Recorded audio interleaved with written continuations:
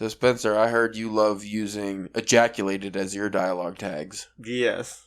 Everyone, though, instead of said, yeah. Instead of John said, it's always John ejaculated. Or Mary said, it's Mary ejaculated. Yeah, I think it spices up the, a little bit. I would love to read a novel where whoever wrote it, what they used for every dialogue tag was just ejaculated. Oh, well, I'm sure if you got one of those books from those poorly written erotica people from a couple conventions ago. Everybody's just ejaculating. Everywhere, yeah. Their words are just being ejaculated all over the place. What does ejaculated even mean outside of what we think it means? Like, what's the actual? Yeah, I feel like there's a definition I should look up, but I think it's just going to be the dirty one. Which is actually supposed to be the clean version, but I feel like ejaculated sounds worse. Yeah. If somebody says, like, ooh, did you ejaculate, baby? I'm like, oh, God, you nasty lady. Yeah. That's gross. Too proper. Too ejaculatory. Ooh. Ew. You're going to have to clean your shirt. Well, the first one is what you would assume it would be. But the second definition, say something quickly and suddenly.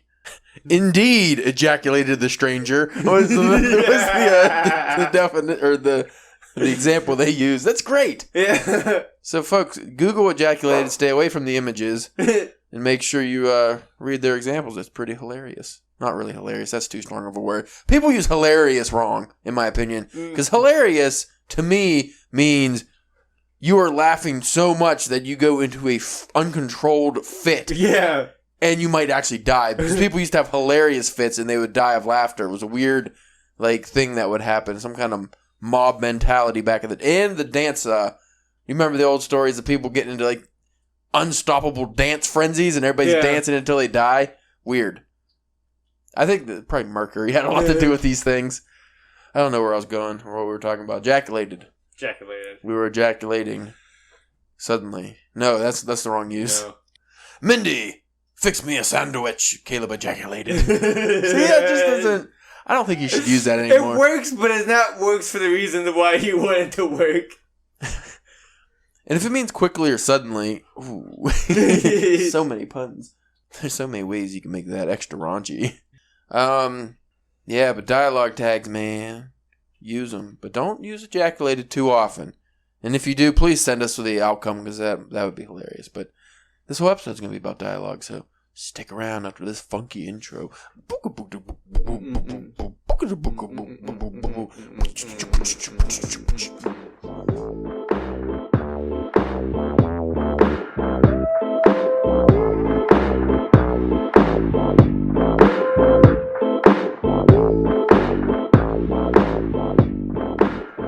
Hey there, folks. You are listening to the Drunken Pen Writing Podcast. I'm your host, Caleb James.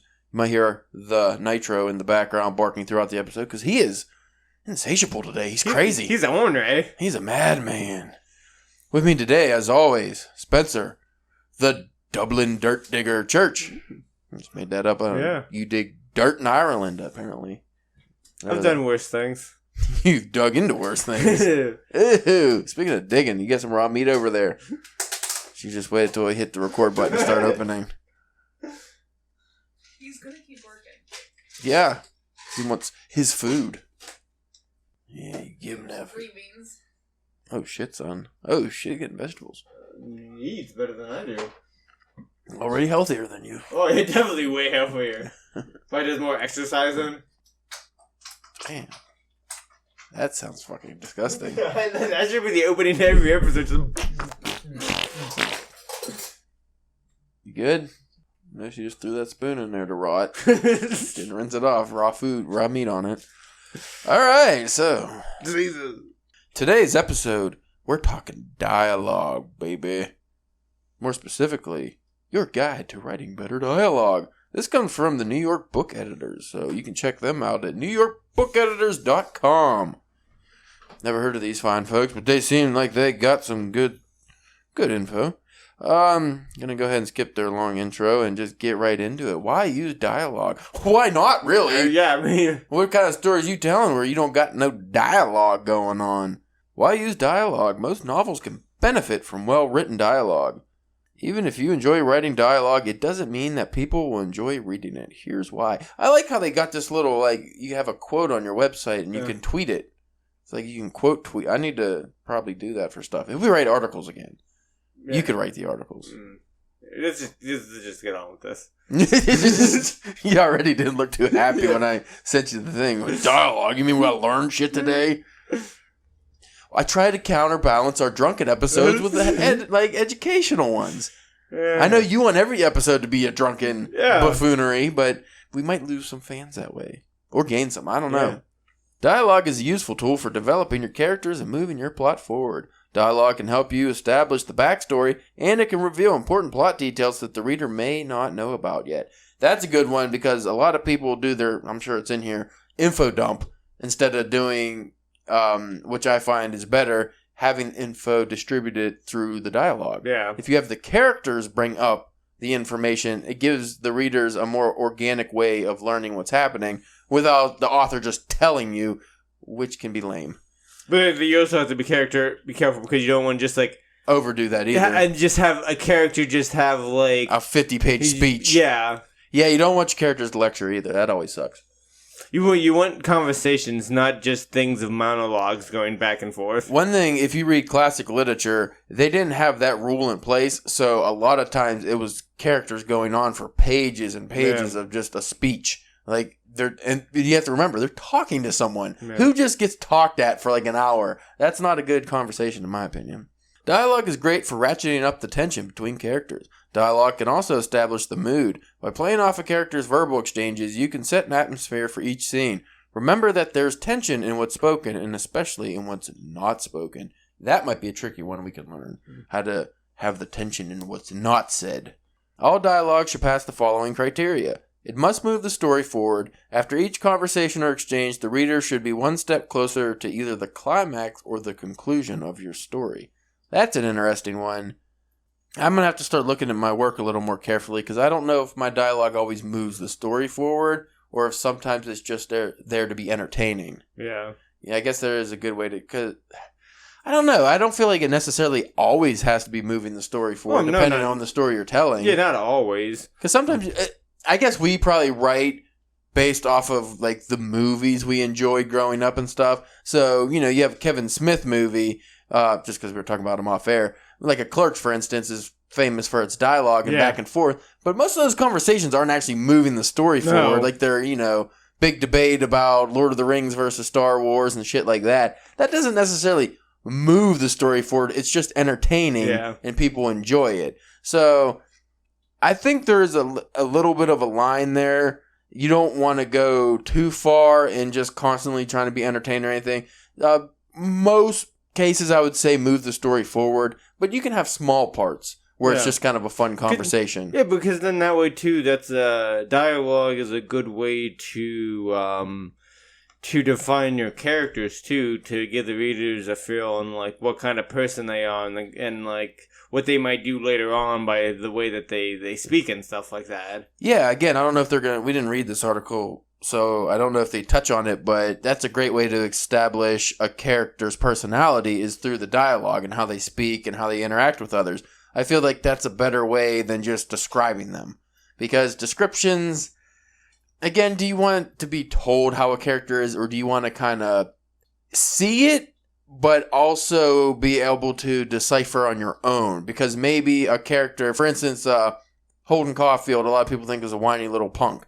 But in the time, people actually either related or understood him. Especially back then, that's why he became such a popular figure at the time. But now, if you read Catcher in the Rye, he's just a whiny little bitch. But again, it's just how people interpret it. So you can have, like when you watch a movie, sometimes the character will be like, oh, that guy, he's a fucking dick. I don't like him at all. But other people might like them. Yeah. So. Dialogue should also reveal relevant information about the character. The right dialogue will give the reader insight into how the character feels and what motivates him or her to act. Motivation is always a big part. It must help the reader understand the relationship between the characters. That's probably where I use dialogue the most, is to establish the relationship between characters. It's obviously the easiest way to do that. It'd actually be quite difficult to do that without having dialogue. Yeah. I don't know if I've ever read a story where they really established... or rather, like, showed you the relationship between characters in a nice, not nice, but like a way that would make it enjoyable for you to read without having dialogue. Top tips for better dialogue. Here's what you need to know to write forward-focused dialogue. Keep it brief. Dialogue shouldn't go over for pages and pages. If that happens, you should probably be writing a play and not a novel. Whew, that's a good point. Yeah. The best dialogue is brief. It's a slice and not the whole pizza. You don't need to go into lengthy exchanges to reveal an important truth about the characters, their motivations, and how they view the world. Plus, dialogue that goes on for too long can start to feel like a tennis match with the reader switching back and forth between characters. Lengthy dialogue can be exhausting for the reader. Pare the dialogue down to the minimum that you need for the characters to say, or what the characters need to say to each other. Maybe just because I've read a lot of Hemingway and things like that, I feel like the way, and even like you with Stephen King, the dialogue's always very well balanced for a lot of those authors. But I've read some authors where the dialogue, as we were discussing earlier, either goes on and on for pages, one-sided, or what we didn't say is the tennis style where it goes back and forth, but it goes for way too long. Because I don't know about you, but I've read books where it's like pages and pages of a conversation, and you kind of get bored. Yeah. You're like, okay, can we get out of this and maybe go to the actual story now? The only reason that I like those sometimes is because it makes me feel good, because like you can read like a couple pages real fast. Yeah, like, hey, look at me. I'm really doing something. Next up is avoid small talk. Oh, this one is music to my introvert ears, says whoever wrote this article, which I didn't see a name, so I'll have to look at it later. In your novel, never ever waste your dialogue with small talk. In the real world, small talk fills in the awkward silence, but in the world of your novel, the only dialogue to include is the kind that reveals something necessary about the character and or plot. How's the weather doesn't move the plot. And he goes on and on about that, but, I mean, you kind of get the point. But I've seen, especially in modern TV shows and stuff, where they try to add realism by making the characters kind of stutter or throw in some ums or some likes or some you-knows to make it feel a little more organic. And I've read some short stories where usually it's newer authors have done the same thing to try to make it seem a little more real. Yeah. It throws me off. Because like when you watch a TV show or read a book, unlike real life, the conversations are always kind of perfect, like the way they flow back and forth. It almost reminds you of the old detective stories. What do you mean she killed him? Oh, yeah, I said she killed him. No, you did not. Like, you just, the instant back and forth, and that's not how real conversations normally go. I don't enjoy the broken up, the dumb shit like that. And then when it comes to the small talk, you don't want the small talk because it's boring. I mean, I don't like it in real life, but, like you get on, how's the weather today? Oh, it's sunny. And I get what he's saying there. You don't need to add that into your story. It's kind of pointless. You know what? I will read the rest of it because he goes on to say, don't try to make your dialogue sound too real by including small talk. Small talk can water down the effectiveness of your scene. I agree with that. Let's see. Okay, so here's an example he put. So instead of starting with, hey, how are you? I'm fine. How are you? Start with the action. I can't believe you're showing your face around here after what you did to Papa. I don't know if I've ever read somebody who goes into the, fine, you're fine, like that kind of stuff. If they did, it was for a purpose. Yeah. And if you're going to do something like that, it has to, maybe like that's a weird, like a cult thing or, gang movie. You have to have this weird conversation back, Or maybe like somebody's about to get killed and, they meet an assassin or something and the assassin starts with a small talk. It almost gives the reader like, well, wait a minute, that's not how the story's been going so far. Like the dialogue's different. You might kind of anticipate something. So that'd be a way to do that. I don't know. Maybe it's just the kind of writer I am, but I've never even really thought about throwing in small talk like that for the most part. Like, how are you? Oh, fine. Like, I guess I could see why people would do it because they wanted, again, like, to be a real conversation. You meet somebody, you don't just immediately go into accusing them of being the butt rape bandit. They go into, oh, what's up, man? What's going on? Heard you might be into buying a lot of lube, and I just thought that was a little weird. And then, you go into it that way. Don't info dump, unlike your regular dumps there, Spencer. Well. While you can certainly use dialogue to learn more about your characters, you shouldn't use it to dump a whole lot of information on the reader. It's cringeworthy to read a dialogue exchange that starts with, "As you know." I agree, that is usually pretty terrible. If the character already knows, then why is I do. I hate that. You know, I see that a lot in TV. Well, as you remember me saying yesterday, and then just goes to, proceeds to tell you everything that just happened. I get it. That's for the reader or the watcher, but it's fucking dumb. Like, that doesn't make any sense in that world. But if the character already knows, then why is the other character repeating it? I also hate when characters, especially villains, go into lengthy reasons why they did or are doing X, Y, Z. Yeah, that's like the old Bond trope, right? The villain just gives away his whole dastardly plan while Bond's like almost getting his nuts cut off. Yeah. But then he because he goes on so long, he gets sabotaged. No one talks like that. No one interacts like that. If you must info dump, don't do it in dialogue. Info dump slows dialogue to a grinding halt. It sounds awkward and it actually insults the reader. So what's the difference between info dumping and revealing relevant information? Info dump is a large amount of exposition given all at once and left for the reader to sort out. Relevant information is more subtle and it's dispensed a little at a time.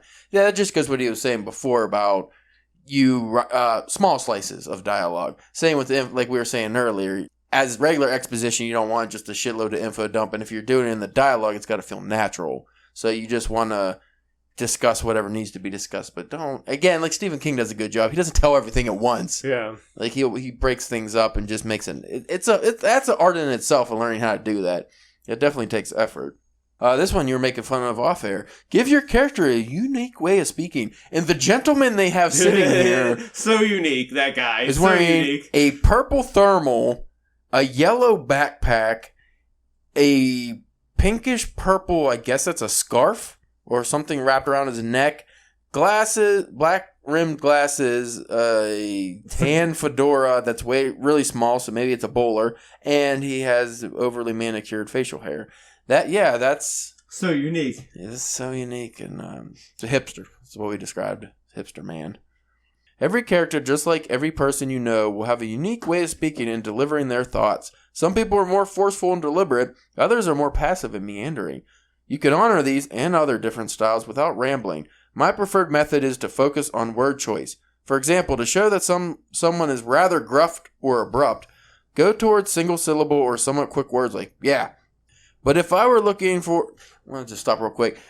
That's one thing I always, not necessarily had trouble with, but I try to focus on in my writing is to differentiate characters by the way they speak. And that's kind of hard without just having, like, the Southern guy that talks in yeehaw talk, and then, the New York guy that has without just doing accents. It's kind of hard to get the proper cadence that you want. But I think, like, if you have a quiet, smart character, you can have them kind of have, like, flowy, long sentences, and then maybe you have like he said, the gruff person is just short and abrupt. Like, yep. Like, usually like a sergeant or something. Like in Paulie Cooley's Black, he did a good job of separating who was speaking with the way they spoke. See, like the whole accent thing, I always have trouble with on how like when it comes to actually how hard to go and how to even just write it out, because like you've read my stuff, just trying to spell things normally, and then like wait, so what should I be trying to take out for this Southern draw? Like that stuff can get kind of confusing too. Well, as you'll find as you read more of the H.P. Lovecraft, he did a lot of yokels in his work because they're just like weird mountain people. And some of it's almost unreadable. Like, what the fuck is this thing saying? Is this a person, a man, a woman? Like, what is happening? And I think he's made some words up. Yeah. I felt like he's made, or put two words together that kind of make sense together, but that's not an actual word. Mm-hmm. He goes on to describe the different ways of people speaking. He says, but if I were looking for words for a charming character, I'd choose more graceful phrasing, like, of course. Same basic concept, but different delivery, based on character. Of course, word choice alone can't dictate character. You'll do most of this through characterization. But word choice should subtly support and reinforce characterization. Along with word choice, I also like establishing a pattern of speech. Does the character speak in a sharp staccato or a deliberate, flowy manner? By knowing how the character, especially the protagonist, speaks, you can create consistency whenever the character dialogues with others. That's another thing that's troubling, is to try to get a character to like kind of establish their speaking style without using different descriptors like saying, she spoke softly and then always going with her soft speaking voice. To just to try to display that in the actual dialogue is, I mean, I don't know if I can come up with an example of an author who does that very well, but it's... Because if you can do that, that also cuts down on the tags you have to use. Yeah, exactly. Like, it's easy when you have somebody that's angry because you could just say they balled up their fist or something. You don't have to say they spoke loudly and, they ejaculated. You don't always have to have that. I always use things like, going back to like the soft-spoken girl, maybe she, instead of saying she spoke, in a meek voice, say, she spoke to the ground with her eyes cast down or something like that. Just kind of show that she's like, weak in the brain. Sorry, I was thinking of something weird all of a sudden. Actually, I just started thinking of Insane in the Brain. Yeah, and I was just trying to think of every lyric for some reason. This was one of those weird things. Anyway, next up, be consistent. Remember to be consistent with your characters. This is where something like Scrivener comes into play, where you can have character, or just a notebook. You don't have to have fancy software. Just write down your characters and their specific traits. Not just eye color and hair color, but do examples of their speaking traits. That's a suggestion I give to you fine readers. But someone who speaks in a self-deprecating and shy demeanor won't automatically become bold and acerbic. When your characters speak, they should stay true to who they are, even without character tags. The reader should be able to figure out who's talking. See, that's where you can come up with the problem, because if you have a lot of characters in your work, and then all of a sudden, one's speaking in a way they don't normally speak, because you just forgot, either which character it was or how they speak. Like he said, maybe an aggressive character is all of a sudden soft-spoken or vice versa. It would be kind of confusing to the reader. Create suspense. This is what I want to learn how to do better. Use dialogue to increase the suspense between characters. It's human nature for people to withhold what they're truly thinking or feeling. People leave a lot unsaid. And this is also true for the characters in your novel. To create a realistic interaction between your characters, you must honor the fact that most people leave a lot of things unsaid. But that doesn't mean that the reader can't be privy to what's being left unsaid. As a writer, you can build the scene, show the characters' motivations and desires before the scene, and let it play out, with the reader wanting a resolution that doesn't quite happen.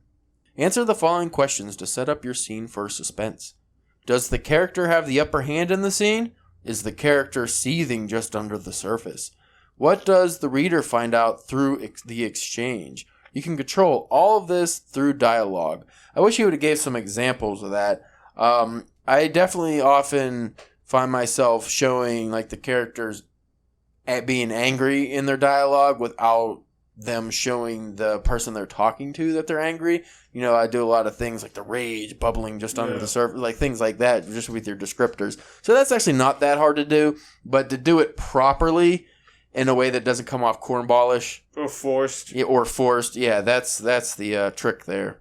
What you want to do is just write a lot. And it comes with practice. You're going to write a lot of shitty fiction and a lot of shitty characters and just a lot of terribleness that might have good ideas behind it until you get better. It's just the natural progression. And then you're going to write some good stuff, and then guess what? You're going to write some shitty stuff again. Exactly. That's a good point, too, because what ends up happening is you'll get to the point where your writing is your writing's good enough and even your storytelling's good enough that you can write well, but you'll still have misses. So you might have a hit, and then you're going to have a series of misses and be like, oh man, I'm shit again. Yeah. No, you're not shit again. It's just you haven't, you learn to swim, but you're not like Michael Phelps yet. Yeah. It's going to take some work.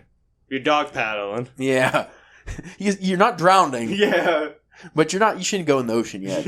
Next up is honor the relationship. Characters tend to speak differently based on who they're speaking to. That's a very good point. That's another one I should focus on is I feel like my characters probably speak the same to every character. Then again, my stories don't usually have a whole bunch of characters. I'll test that in the current story I'm writing because you actually have I have small groups. Yeah, and I have brothers who are speaking to each other in a certain way, and then they're going to meet some ladies, and obviously the ladies they're going to speak differently too. So that's going to be that's a quick test I can do here soon.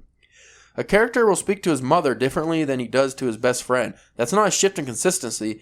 it actually gives more depth and realness to the character. You can still stay true to the personality you've created by using the same speech pattern. You know what would be cool with that? Like, if you had a scene where literally who one of the brothers is talking to, his brother, but is also talking to, like, the girls in the same scene, and just how he's different to eat, like, He would definitely be a different person towards his brother. Yeah. That's another way to establish dynamic between characters. Because, say you and your brother might talk to each other a certain way, but when your mom's in the room, you're both changing how you talk for her versus how, talking the same to him, but talking to her like, all brash and, hey mom, butt sick, like, dumb stuff like that. So that's another way you can establish kind of a hierarchy too. If you have somebody that's like always telling somebody shut up or something like that. I'll use the example of two privates in the army or something bickering, and how they talk to each other all dirty and stuff. And then all of a sudden, like a lieutenant or whatever they are, admiral, general, something comes in. Some higher ranking. I just combine like the army and navy and everything. But yeah, like a general comes in. And it's not just, they stand at attention and then all of a sudden they're very proper and they show just the way they speak to him versus how they were just speaking to each other shows that this is a man of importance or a woman of importance. So they have to, that's a great way to establish things without actually saying, this guy's, the head. Because you could do that on the sneak tip too by having, if you're having a story with assassins or gangsters or something, just one of the characters walk in and all of a sudden everybody's treating them with great respect. You don't even have to say who that character is. The reader automatically go, that's an important guy. He's a head honcho or he's killed some folks or like that's a guy to be scared of. Next up, Spencer's favorite. Show, don't tell. Talked about this many times. Yeah. In like all aspects of writing. Show, don't tell was the writer's mantra when writing dialogue. It's easy to start telling what the characters are feeling instead of showing it. Instead of your character saying, I'm angry, Jan. Fucking bitch, Jan. Describe how the character's body is closed, tight lips, narrow eyes, deep breaths. So that's kind of what I was saying, like the balled up fist and stuff. Don't underestimate your reader. The reader likes to see the scene, pick up the cues, and come to the conclusion instead of being told what to think. Your dialogue shouldn't be completely on the nose and explain exactly what the character is feeling. Most people, including your characters, aren't always aware of how they feel, and sometimes what they say they feel is different from what they truly feel. So don't get lazy with your dialogue. Use it to reveal characters, but not directly. By the way, body language is an important part of dialogue. It should be written into every scene. It gives the reader important clues that they'll need to recreate the scene in their mind. You don't have to put that in every scene if you're just doing... Because again, he's going with every scene, every bit of dialogue moves the scene forward. You don't always have to do that if you're just having a quick little entertaining conversation. You don't have to go into all that. But for the most part, if you're moving the scene forward, yes, you should use that. Spencer, how long is this fucking article? We gotta get to a book club, man. Book club. Beer club, man. Basically. Minimize identifying tags. He said, she said gets boring after a while, and the answer isn't to switch out those said tags with other words like enthused or shouted or ejaculated. He totally said that. By the way, when in doubt, said wins out. Said wins out. The word said. Shut up, Spencer. Not only is it boring for the reader to constantly see he said or she said or said she. Stop phrasing things weird, guy. It's also disruptive. Identifiers take the reader out of the immersive world of your story and reminds them that you, the author, are relaying a story. That can be pretty jarring, and it can happen if you use identifiers too often. Of course, you can't not use identifiers. They're vital for establishing who's speaking, but can be minimized by doing the following. Creating a unique pattern of speech, as we discussed above. Using descriptive follow-ups, i.e., that's not what I said, Vincent reached for the rock. I love the second option. You can show what the characters are doing to further emphasize their words or add context to the scene. I usually do that where I have a character, pick up the proverbial rock. Or, I don't do it very often, but sometimes, usually at the beginning of a conversation or something, you can establish who's talking by simply saying the person's name. Like, hey, what's up, Steve? Something like that. And how do you feel about the dialogue tag, Spencer? You use them too much? You use them not enough? Use them? I use them. I try to stay away from the said as much as possible. But sometimes it's like it's said. Sometimes it's just that's what it has to be. Like yeah. Well, the set's the normal go-to because the reader just kind of pass. They don't really like they look at it, but they just kind of go. But you don't want every sentence to be he said, he said, he said. Again, if you establish who's speaking from the get-go, and especially if they have a certain way of speaking, then it's real easy to have it flow because then it's just like almost like watching a movie. You just see who's speaking. Greetings and goodbyes aren't always necessary. While it's only polite to say hello and bid adieu, it's not necessary in novel dialogue to document these courtesies. You can use exposition for salutations, but do avoid writing a blow-by-blow. Instead, set up the scene by describing how the characters enter or leave the scene. I never really thought of that one, because I don't think I've ever said goodbye or hello in any of my dialogue. I mean, I guess it would make sense, but I don't know. How many times do you say hello or goodbye to people you're close with? When you're talking to them in person. I mean, I guess you say, hey, have a good one or whatever. Or see ya, I guess. I don't know. I never really thought of it too much. Avoid speeches and soliloquies. Most people in conversation form do not have the privilege of extended speech. Or if they do, they're a jerk usually. Yeah. They're almost always interrupted because who wants to listen to someone natter on and on? I know a few people who natter on, and it makes me want to natter them upside the head. Read it aloud. During the editing process, you should always read your manuscript aloud, but do not pay special attention to your dialogue. If the dialogue doesn't seem to flow or you're tripping over your words, it's not going to sound right to the reader. Unless the guy's a stutterer. Even though you're not capturing every part of a conversation in your dialogue, everything that's written should sound like an actual person said it. If not, it's time to erase and try again. Here is Here is a quick tip from DPW. When reading dialogue out loud, I find recording it on your phone or a recorder and then playing it back is the best way. Actually, it's a good way just in your story in general to see, because you'll find this if for any of you folks who do your own audio version of your novels, if you're recording the story, you'll find things that don't sound right when you say them out loud versus when you read them, you kind of pass over it. That's a great way for dialogue too. When you hear it, especially if you have somebody else read it and record it and then you hear it, you'll be like, oh, that's fucking terrible. Yeah. Or, hey, that's actually pretty good. So that's a good way to do it. That was the end of the article. Again, that is NewYorkBookEditors.com, and the article is Your Guide to Writing Better Dialogue. And again, it doesn't say who this is written by, does it? It's got a lot of comments, so it was pretty popular whenever this was published. Yeah, I don't know why they don't have the author, but I will put this in the show notes for you lucky listeners who actually listen to an educational episode for once. Crazy, You have anything you would like to add with the whole dialogue discussion, Spencer? Just that I think one of the more important points is the being able to help identify the characters personally and make it easier for whenever the person's reading them in the story. I think that is one of the best, because what makes the stories is its characters. Yeah. So if that's just another tool to flush them out and make them either more relatable or hateable or whatever whatever you need them to be. I also think that one of the best ways, which might sound a little cheap here, but one of the best ways to determine whether you're writing your dialogue or not is if it sounds real. Yeah. So if you just stick to writing it as if it was a real like when you're having the conversation, through your fingers there when you're writing, just think as you're doing it that, picture a real conversation between real people, and that should help you a lot because often as writers, we want to get into fancier language and really, show our talent in writing and, have the imagery and all this stuff. But in dialogue, that's not really necessary unless the character actually calls for that. For the most part, you just want the characters to be real, and it's the rest of the story that you want to gussy up there, if you will.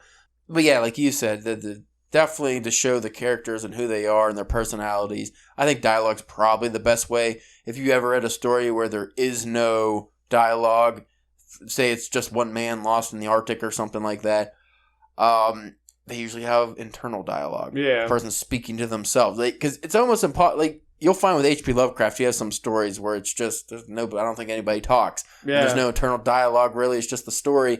It's like just exposition. And you're just like, okay, this is fucking super boring. You're like, is this guy telling this guy to somebody or somebody reading this? Who's narrating this? Yeah. Also, for you folks who are interested, we were discussing a few ideas for episode topics. I want to do one on narration.